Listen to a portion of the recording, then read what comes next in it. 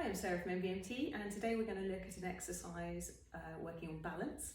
It's going to add in a little bit of dynamic movement to challenge that balance and stability. It's great for skiing, for Nordic walking, for Pilates, for all the things that I do. And so I thought I'd show it to you, and you might want to add it in as part of your build up to ski season perhaps. So have a little look. We're going to start in standing with our feet hip width apart. We're going to transfer our weight and stack ourselves over this leg here. I've got a little micro bend through the knee there so that it's not locked out. So we transfer the weight and we come up onto the toes on the other foot. Now hips sometimes start to do quirky things, and I'm going to level them off, keep them level, pull in through my lower tummy muscles and squeeze a bit around the glutes and the thighs to hold those nice level hips. We can then start to float the leg off the floor, okay, and then replace.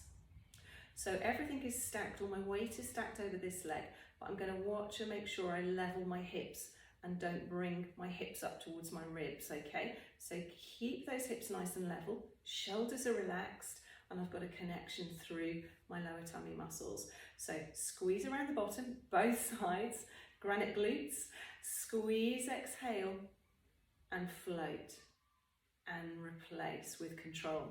So from the side, if I do the other leg, this will look like this with a pointed toe. So I get a bit of tension through the leg, nice and lengthened tailbone, and float and replace.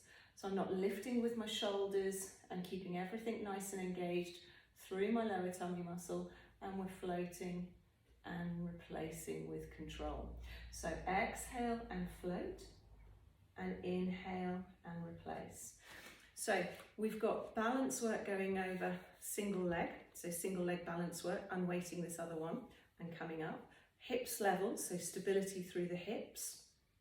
Glutes are squeezing and active, and I've got a nice lengthened spine with relaxed shoulders. And when the shoulders are relaxed, we're using our little powerhouse around here much more.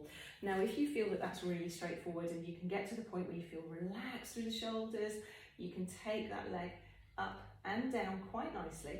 Have a go at taking it back through, okay? So take it back through, and you can either leave the knee bent or you can extend. I've got a little hinge at the hips here, so I don't get sort of encouraged into extending through my lower back too much.